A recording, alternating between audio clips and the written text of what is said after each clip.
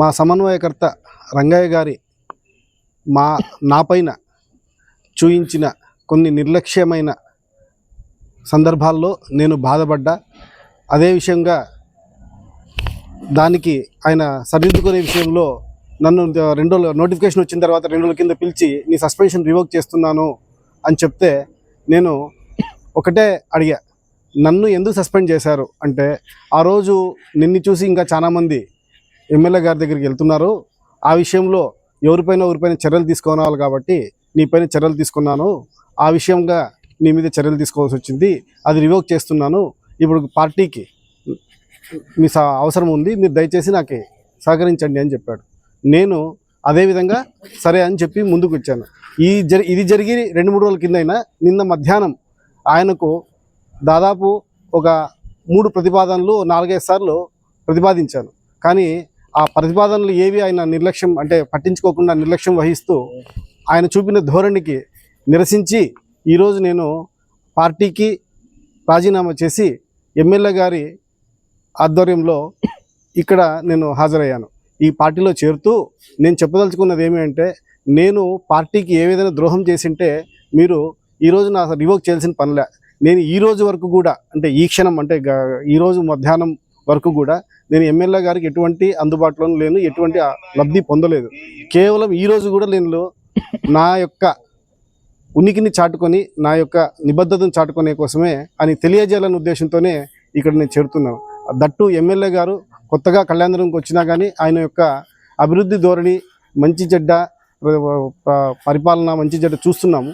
ఆ విషయంగా ఆయనకి ఆకర్షితులయ్యి నేను పార్టీకి చేరుతున్నాను. ఈ విషయంలో నాకు ఎటువంటి ప్రలోభాలకు కానీ ఎవ్వరు కానీ నాకు ఎక్కడ ఇది కాలే ప్రలోభాలు పెట్టలేదు.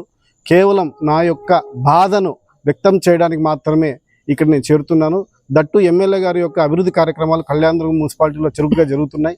114 చెరువులకు ఏదైతే ఆయన ఎలక్షన్ వాగ్దానం చేశారో దానికి కూడా నిరాటకంగా కృషి చేస్తున్నారు.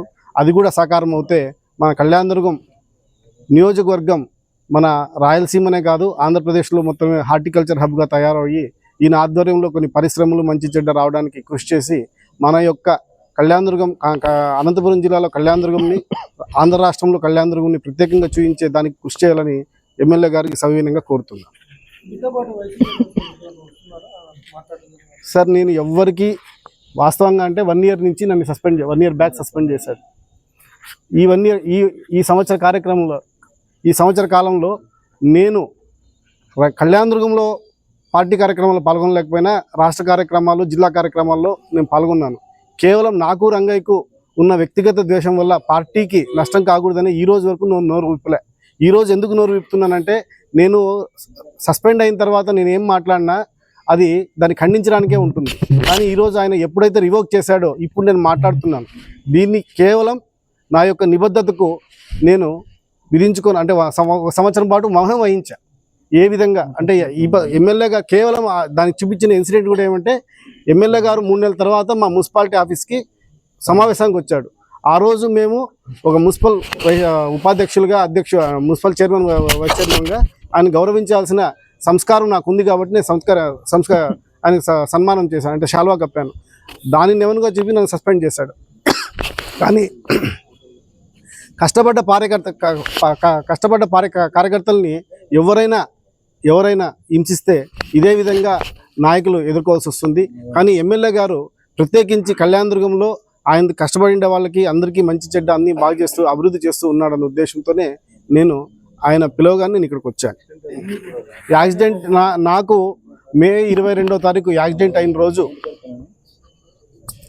నాకు మే 22వ తారీఖు యాక్సిడెంట్ అయిన రోజు నేను స్పృహలో లేక నేను అపస్మారక స్థితిలో ఉండి అత్యవసర పరిస్థితులు ఏర్పడితే ఎమ్మెల్యే గారు నా కోసం అంటే నా మీద నేను ఎలక్షన్లో గట్టిగా పోటీ ఇచ్చినా కానీ ఆయన నా మీద ఒక ప్రత్యేకమైన అభిమానంతో నా కోసం కృషి చేశారు. ఆ విషయం కూడా నా మిత్రుల ద్వారా మళ్ళీ తెలుసుకొని ఏ రోజు కూడా ఆయన కృతజ్ఞతలు తెలిపేదానికి కూడా నేను ప్రయత్నం చేయలేదు.